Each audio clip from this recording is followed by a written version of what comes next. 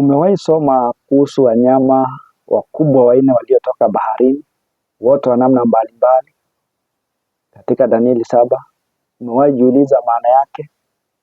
Hebu tuangazie siku ya leo katika sehemu ya pili ya unabii wa Biblia.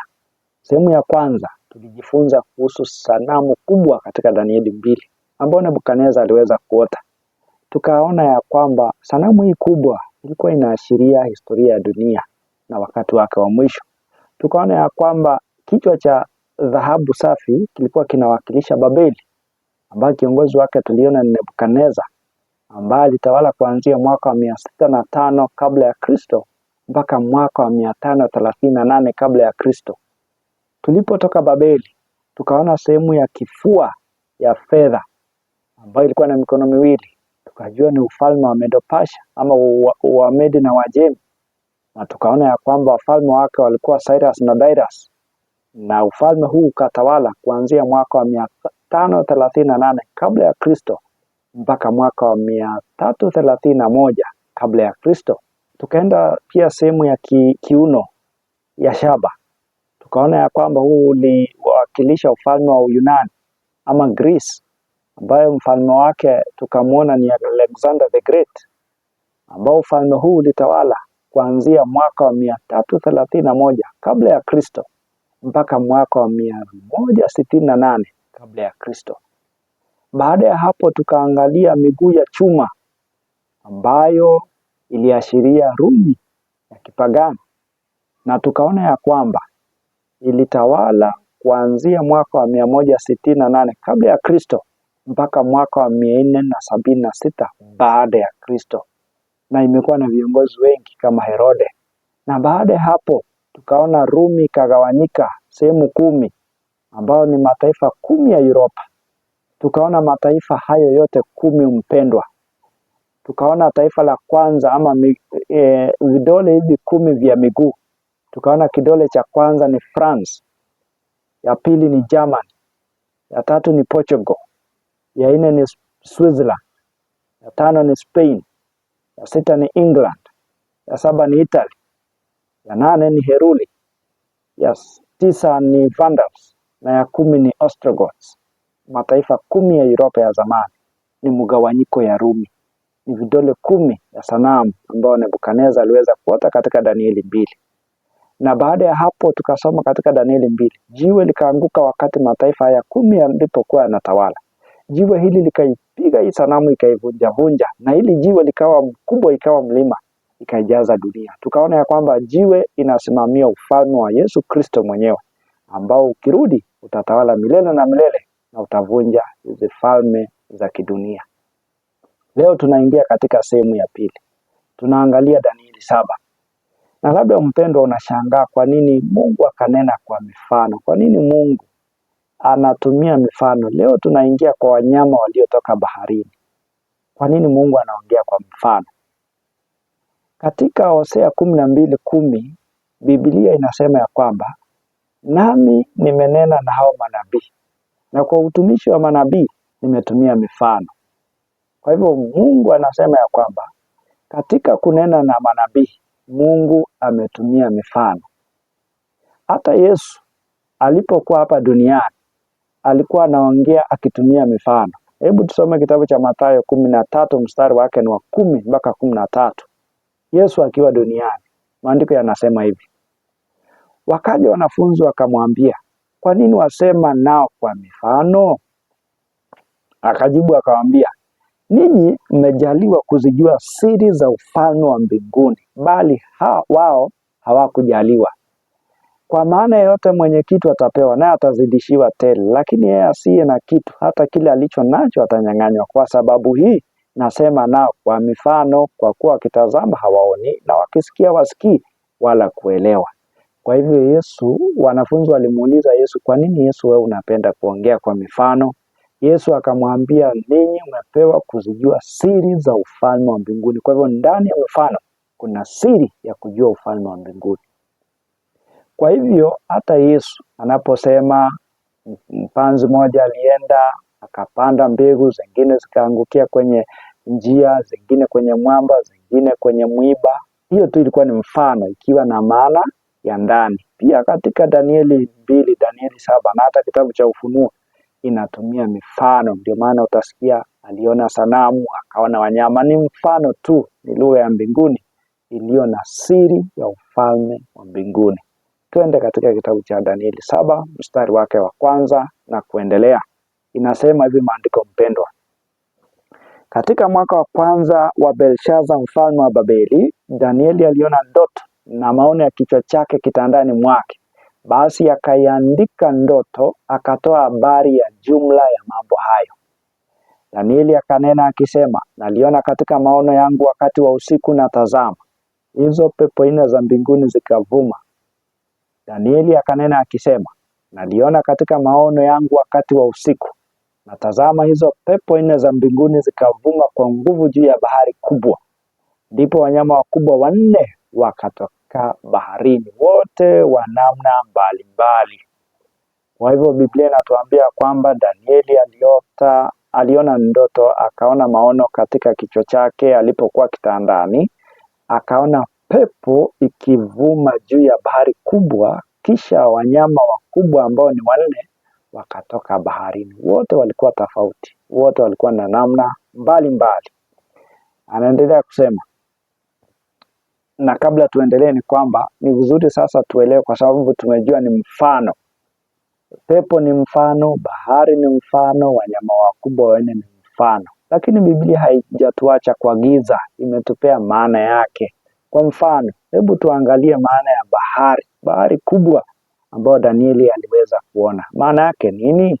Tunaenda kitabu cha Ufunuo 17 mstari wake wa 15, maana ya bahari. 17:15 Ufunuo. Kisha akaniambia, yale maji uliyoyaona hapo aketipo yule kahaba ni jamaa na makutano na mataifa na lugha. Kwa hivyo maji ni jamaa, maji ni makutano, maji ni mataifa, maji ni lugha. Maji kwa ufupi ni watu. Kwa hivyo watu wa dunia wanafananishwa na maji. Danieli anaposema aliona maji, anamaanisha aliona watu. Ndio maana yake mfano huo. Wanyama nao maana yake nini? Kwa maana aliona wanyama wanne. Kwa hivyo tunasoma kitabu cha Danieli 7 mstari wake ni wa 17. 7:17 Danieli. Wanyama hawa wakubwa walio wanne ni wafalme wanne watakaotokea duniani. Kwa hivyo hawa wanyama wanne ambao tunataka kujifunza siku ya leo ni wafalme wanne. Therefore kingdoms that shall arise upon the earth. Ya kwamba ni wafalme wanne, ni falme nne ambazo zitatokea duniani. Mstari wa 23 akanena hivi, huyo mnyama wanne atakuwa ni ufalme wanne juu ya dunia. Kwa hivyo mnyama wanne atakuwa ni ufalme wanne juu ya dunia. Kwa hivyo wanyama ni ufalme, mpendwa, wanyama ni ufalme, kingdoms. Maji ni watu. Na pepo je? Kwa maana Danieli anasema aliona pepo ikivuma juu ya bahari. Kitabu cha Yeremia 25:31 na 32, maana ya pepo inasema, mshindo utafika hata mwisho wa dunia, maana Bwana ana mashindano na mataifa. Hatateta na watu wote wenye mwili, na waovu atawatoa wauawe kwa upanga, asema Bwana. Bwana wa majeshi asema hivi, tazama, uovu utatokea toka taifa hata taifa, na tufani kuu itainuliwa toka pande za mwisho wa dunia. Tufani ni upepo, pepo ni vita. Kwa hivyo Mungu anaposema pepo nne katika Biblia anamaanisha vita. Vita ilizuka juu ya bahari, miongoni mwa watu kukatokea mafalme nne. Falme ya kwanza, mnyama wa kwanza; falme ya pili, mnyama wa pili; wa tatu na wa nne. Kwa hivyo hiyo ndiyo maana ya maji, maana ya wanyama na maana ya pepo. Sasa Danieli akaona ufalme wa kwanza ambao sasa unafananishwa na mnyama wa kwanza. Anasema hivi katika Danieli 7 mstari wake ni wa 4. Wa kwanza alikuwa kama simba, na alikuwa na mabawa ya tai. Nikatazama hata mabawa yake akafutuka manyoya, akainuliwa katika nchi, akasimamishwa juu ya miguu miwili kama mwanadamu, naye akapewa moyo wa kibinadamu. Kwa hivyo Danieli anasema wa kwanza alikuwa kama simba, na huyu simba alikuwa na mabawa kama ya tai, na pia mabawa yake yakafutuka manyoya baadaye, na akainuliwa katika nchi, akasimamishwa katika miguu. Kwa hivyo huyu mnyama wa kwanza anafananishwa na simba. Pia mpendwa, niweze kukukumbusha ya kwamba Danieli 2 na Danieli 7 ni vitabu sawa, ni unabii sawa. Ijapokuwa Nebukadneza akaonyeshwa Danieli 2, Danieli akaonyeshwa Danieli 7, lakini yote ni historia moja, imeelezwa katika njia mbili tofauti. Danieli 2 na Danieli 7 ni hadithi moja, ijapokuwa imeelezwa kwa njia mbili tofauti. Kwa njia ya kwanza akaonyeshwa Nebukadneza, kwa njia ya pili akaonyeshwa Danieli. Kwa njia ya kwanza Mungu akatumia sanamu kubwa, kwa njia ya pili Mungu akatumia wanyama, lakini hadithi ni ile ile. Kwa mfano, simba huyu bado tu anawakilisha ule ufalme wa Babeli ulioongozwa na Nebukadneza. Kwa hivyo tunaposema kichwa cha dhahabu katika Danieli 2 ni sawa na kusema mnyama kama simba katika Danieli 7. Kichwa cha dhahabu na simba ni ufalme wa Babeli ulioongozwa na Nebukadneza, ambao ulitawala kuanzia mwaka wa 605 kabla ya Kristo mpaka mwaka wa 538 kabla ya Kristo. Ndiyo maana ya mnyama kama simba. Tunaenda mnyama wa pili. Kitabu cha Danieli 7:5 inasema, natazama mnyama mwingine wa pili kama dubu, na aliinuliwa upande moja, na mifupa mitatu ya mbavu ilikuwamo kinywani mwake katika meno yake. Wakamwambia mnyama huyo hivi, inuka ule nyama tele. Kwa hivyo mnyama wa pili katika Danieli 7 anafananishwa na dubu. Dubu huyu alikuwa ameinuliwa upande moja, yani anapotoka ndani ya maji upande mmoja umeinuliwa. Na huyu dubu alikuwa na mifupa mitatu katika mdomo wake, na pia akaambiwa inuka ule nyama tele. Kwa hivyo huyu mnyama anawakilisha ufalme uliofuata Babeli, ambao tulijifunza ni Medo Pasha ama Umedi na Wajemi. Kuinuliwa sehemu moja ni maana ya kusema Pasha walikuwa na nguvu kuliko Medo. Ni maana ya kusema katika sanamu ya Danieli 2, mkono wa kwanza ulikuwa wa kulia, mwingine ulikuwa wa kushoto. Wa kulia Pasha, wa kushoto Medo. Ni maana ya kusema katika Danieli 8, pembe moja katika kondoo mume ilikuwa ndefu kuliko nyingine. Ile ndefu ilikuwa Pasha, ile fupi ilikuwa Medo. Ndio utafsiri wa Biblia hiyo. Sehemu moja ilikuwa imeinuliwa. Na huyu mnyama akaambiwa inuka ule nyama tele. Mifupa hii mitatu ambayo ilikuwa midomoni mwake ulikuwa ni nini? Ulikuwa ni mataifa tatu ambayo Medo Pasha iliweza kuangusha ilipoingia usukani. Mifupa ya kwanza katika mdomo wake inasimamia Babeli. Yani Medo Pasha ilipoingia, taifa la kwanza kuangusha ni Babeli. La ya pili ni Lydia, na ya tatu ni Egypt ama Misri. Hizo ndizo mifupa mitatu iliyokwemo ndani ya kinywa ama katika kinywa cha mdomo wake. Kwa hivyo tayari tumejua dubu ni sawa na kusema kifua na mikono ya ile sanamu ambayo inawakilishwa na dubu katika Danieli 7, ambayo ni Medo Pasha, ambao tuliona wafalme wake ni Cyrus na Darius. Wa ufalme huu ukaongoza kuanzia mwaka wa 538 BC kabla ya Kristo mpaka mwaka wa 331 kabla ya Kristo. Na tulipataje kujua ya kwamba ni Medo Pasha? Ni kwa sababu katika Danieli 5 tuliona mfalme Belshaza aliandaa karamu, na pia akaita wale masuria wake zake na wale waheshimiwa wake aliyewaita, na akaamuru vikombe viletwe katika hekalu.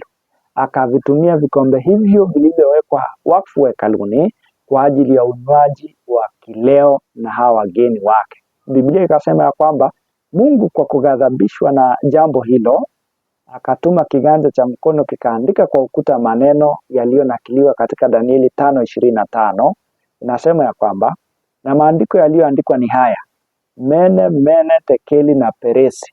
Na tafsiri ya maneno haya ni hii: Mene, Mungu ameuhesabu ufalme wako na kuukomesha. Yaani ufalme wa Babeli Mungu ameukomesha, kwa maana ya jambo ambalo Belshaza ameagiza vikombe vya dhahabu vya hekalu viletwe kwa ajili ya unywaji. Kwa hivyo Mene, ufalme wa Babeli umehesabiwa na umefikishwa mwisho, na tena imerudia mara mbili, Mene, umekomeshwa. Mstari wa 27, tekeli umepimwa katika mizani, nao umeonekana kuwa umepunguka. Yaani mfalme huyu wa Babeli Belshaza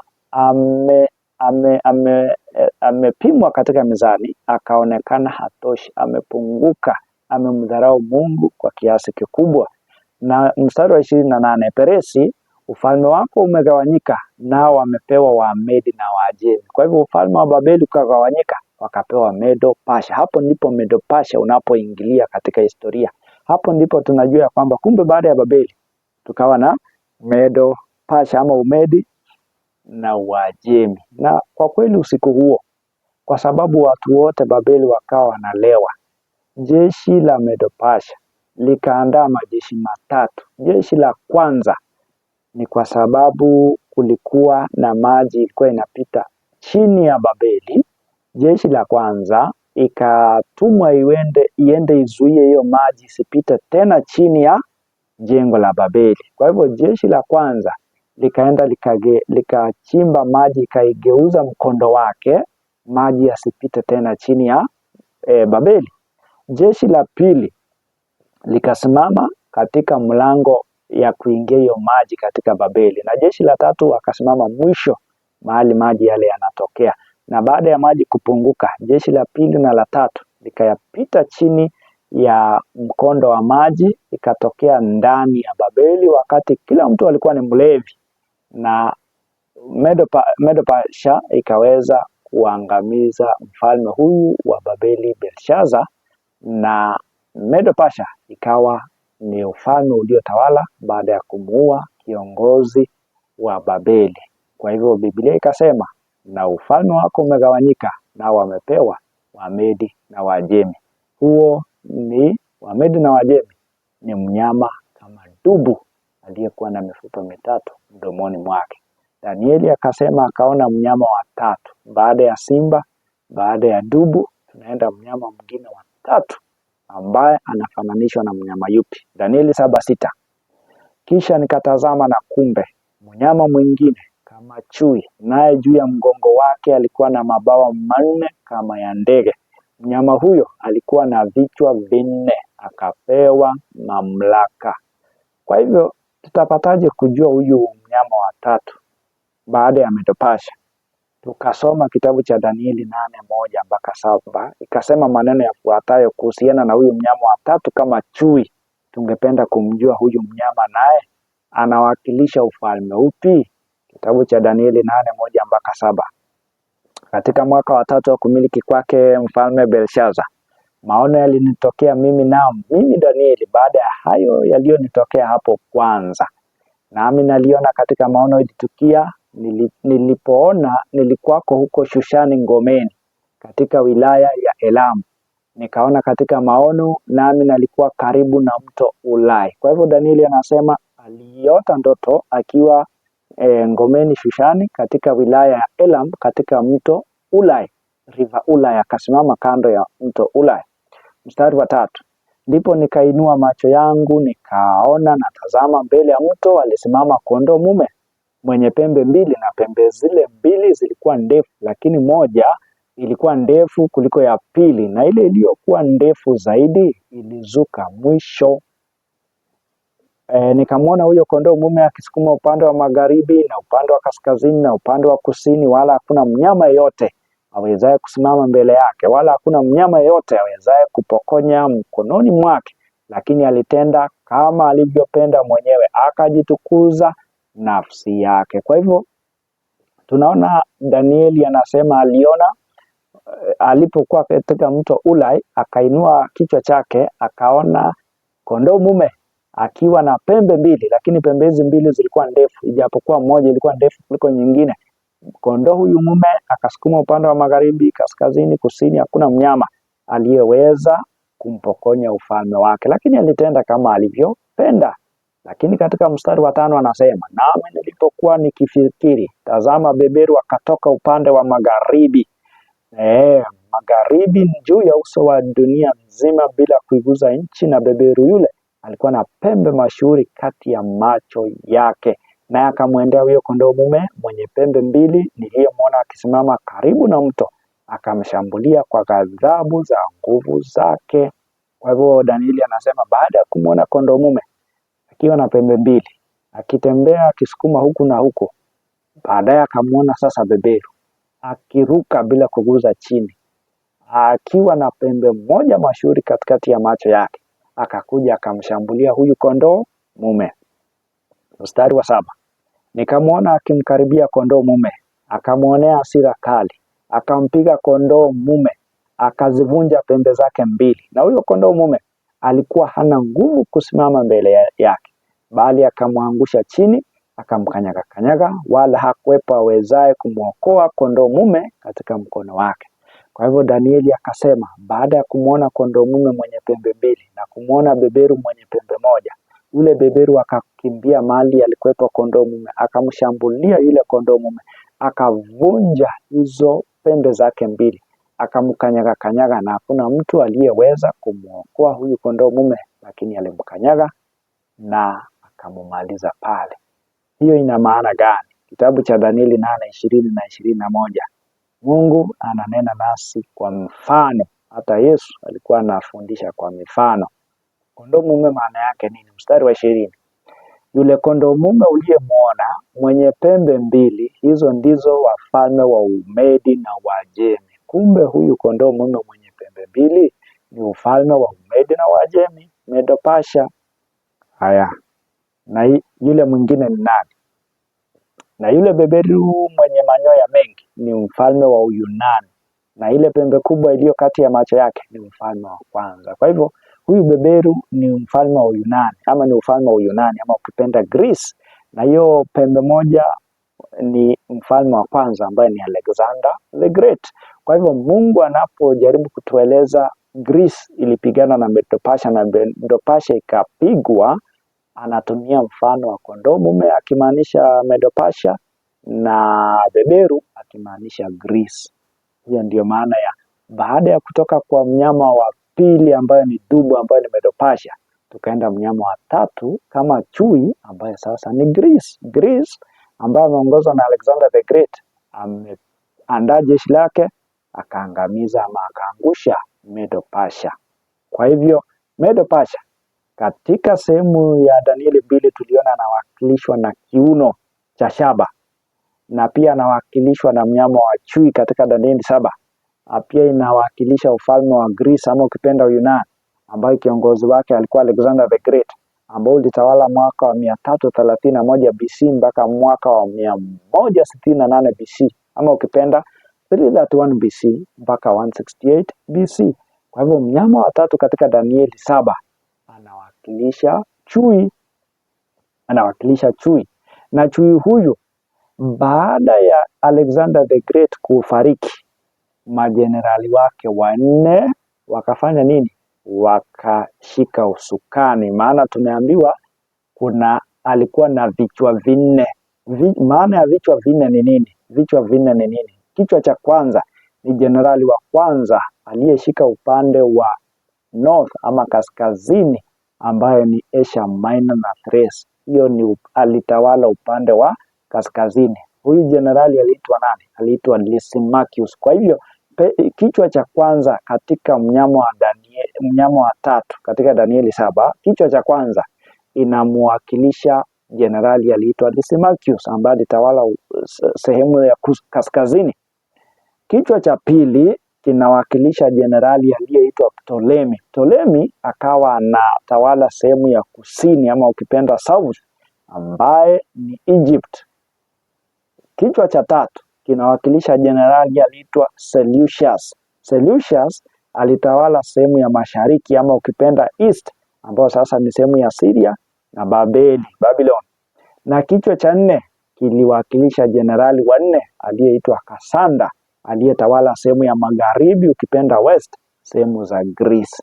Kwa hivyo baada ya kifo cha Alexander Na katika Danieli 8:8 tunaelezwa kifo cha Alexander. Inasema, na yule beberu akajitukuza sana, na alipokuwa na nguvu, pembe ile kubwa ilivunjika, na badala yake zikazuka pembe 4 mashuhuri zilizoelekea pepo 4 za mbinguni. Kwa hivyo ile pembe kubwa ilivunjika, yaani Alexander akafa, zikainuka pembe 4 mashuhuri. Pembe 4 mashuhuri ni katika Danieli 8 ni sawa na vichwa 4 katika mnyama wa 3 katika Danieli 7. Kichwa cha kwanza Lysimachus, kichwa cha pili Ptolemy, kichwa cha 3 Seleucus, kichwa cha 4 Cassander. Hiyo ni ufalme wa 3, ufalme wa Greece ambao uliongozwa na Alexander the Great, ikatawala hizo miaka ambao tumesema 331 BC mpaka 168 BC. Baada ya hapo Danieli akasema akaona mnyama wa 4 katika Danieli 7 mstari wake ni wa 7. Inasema mambo yafuatayo: baadaye nikaona katika njozi ya usiku, na tazama mnyama wa 4 mwenye kutisha, mwenye nguvu, mwenye uwezo mwingi, na alikuwa na meno ya chuma makubwa sana. Alikula na kuvunja vipande vipande na kuyakanyaga mabaki kwa miguu yake, na umbo lake lilikuwa mbali kabisa na wale wa kwanza, naye alikuwa na pembe 10. Kwa hivyo baada ya kutoka Greece, tuliona katika historia tuliposoma Danieli 2, kukaingia ufalme mwingine unaitwa Rumi. Rumi ikaingia katika usukani. Tukaona ya kwamba Yesu amezaliwa wakati Rumi ilikuwa inatawala. Tukasoma ya kwamba Rumi ilitawala kuanzia mwaka wa 168 BC mpaka mwaka wa 476 AD baada ya Kristo. Kwa hivyo Yesu amezaliwa kipindi ambacho Rumi ya kipagani ama ukipenda pagan Rome ilikuwa ikitawala.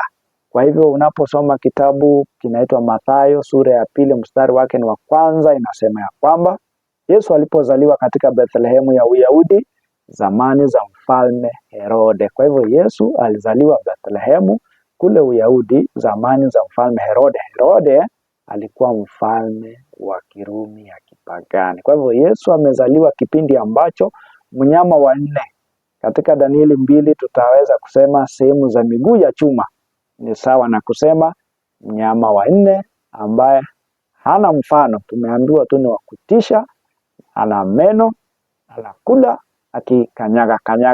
Tabia yake ni ya kutesa Wakristo na neno la Mungu. Ndio tabia ya wanyama wote. Ukianza na simba, Babeli alitangaza ya kwamba mtu yeyote asiyeweza kuabudu sanamu atatupwa katika tanuru ya moto, na ni kweli Shadrach, Meshach na Abednego wakatupwa katika tanuru ya moto. Pia Medopasha tunaona tangazo linatolewa ya kwamba mtu yeyote asiweze kumwabudu Mungu awaye yeyote isipokuwa mfalme kwa siku 30, na yeyote atakaye kiuka atatupwa katika tundu la simba. Tunaona Danieli anatupwa katika tundu la simba. Kisa na maana amemwomba Mungu wake mara 3 kwa siku, akatupwa katika tundu la simba. Vile vile katika Greece ama Uyunani, na tena tunamuona katika huyo mnyama wa 4 ambaye ni mnyama wa kutisha, ako na meno ya chuma, anakula akikanyaga. Tunamuona Yesu anapozaliwa, Herode anamtafuta mtoto Yesu ili kwamba aweze kumuua. Ukisoma hadithi hiyo katika Mathayo 2, tunaona Herode alituma wale mamajusi waende wamtazama Yesu mahali amezaliwa, kisha warudishe ripoti wamwambie Herode ili Herode aweze kuwaua. Na baadaye Yesu akatoroshwa. Lakini bado tunaona katika Mathayo 2:16 ikisema ya kwamba ndipo Herode alipoona ya kuwa amedhihakiwa na wale mamajusi, alighadhabika sana, akatuma watu akawaua watoto wote waume waliokuwako huko Bethlehemu na viungani mwake mwote, tangu wenye miaka 2 na waliopungua, kwa muda ule uliohakikishwa kwa wale mamajusi. Kwa hivyo Herode alipodanganywa na wale mamajusi na Yesu akatoroshwa, akakasirika, akaamua kuwaua watoto wote wanaume wenye miaka 2 na kurudi chini. Kwa hivyo tunaona ya kwamba alikuwa na meno na kukanyaga. Na Yesu anapokuwa mtu mzima pia, tunaposoma katika Luka 13:31, Yesu anapoendelea na mahubiri yake, maandiko matakatifu inasema, saa ile ile Mafarisayo kadha wa kadha walimwendea wakamwambia, toka hapa uende mahali pengine kwa sababu Herode anataka kukuua. Kwa hivyo Yesu alipewa ripoti ya kwamba anataka kuuawa na Herode. Herode alikuwa nani? Alikuwa mfalme wa mnyama wa nne, mnyama wa kutisha wa Danieli 7. Akaambiwa ondoka hapa. Kwa hivyo kwa ufupi, falme hizi zote zinapinga Yesu, zinapinga Wakristo na zinapinga neno la Mungu. Ndio kazi yao. Ndio maana hata baadaye tunamwona Yesu anasulubishwa na falme hii ya Rumi ya kipagani. Yesu akasulubishwa msalabani, akafa. Na baadaye tena tunaona wanafunzi wa Yesu wanateswa na falme hii tu bado ya Herode. Katika Matendo ya Mitume sura ya 12 mstari wa 1 mpaka 3 tunaambiwa kisa cha Rumi, mnyama wa aina wa kutisha, kikiwatesa wanafunzi wa Yesu hata baada ya Yesu kufa na kufufuka na kupaa kwenda mbinguni. Matendo ya Mitume 12:1 mpaka 3 inasema, panapo majira yale yale, Herode mfalme akanyosha mikono yake kuwatenda mabaya baadhi ya watu wa kanisa.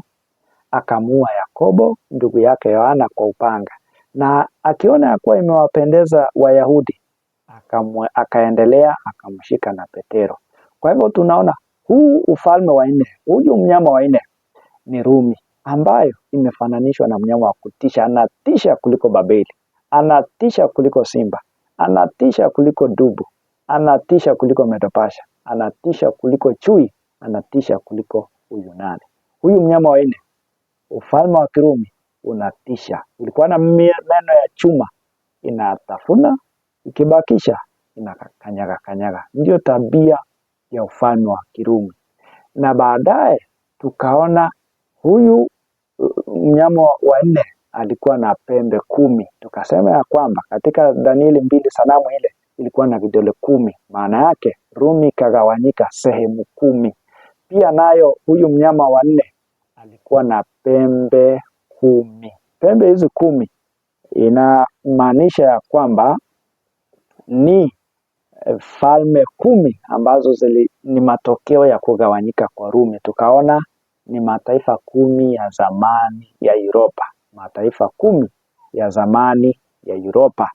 Tukaona, hebu tusome kitabu cha Danieli 7 mstari wake ni wa 24, inasema, na kwa habari za zile pembe 10 katika ufalme huo wataondoka wafalme 10, na mwingine ataondoka baada yao, naye atakuwa mbali na wa kwanza, naye atawashusha wafalme 3. Kwa hivyo falme 10 ni France, yani hizo pembe 10, ya kwanza ni France, ya pili ni Germany, ya tatu ni Portugal, ya 4 ni Switzerland, ya 5 ni Spain, ya 6 ni England, ya 7 ni Italy, ya 8 ni Vandals, ya 9 ni Heruli, na ya 10 ni Ostrogoths. Hiyo ndio maana ya pembe 10 katika kichwa cha yule mnyama wa nne ambao ni Kirumi. Ni mgawanyiko wa Kirumi, kagawanyika mara 10 sawa na vidole 10 katika Danieli 2. Na baadaye Danieli akatuambia maneno haya katika Danieli 7:8. Nikaziangalia sana pembe zake, na tazama, pembe nyingine ikazuka kati yao. Yani alipokuwa akiona hii mataifa 10 ya Europa, kuna taifa nyingine ikazuka ndani ya taifa mojawapo. Nikaziangalia sana pembe zake, na tazama, pembe nyingine ikazuka kati yao, nayo ilikuwa ndogo, ambayo mbele yake pembe 3 katika zile za kwanza zikang'olewa kabisa.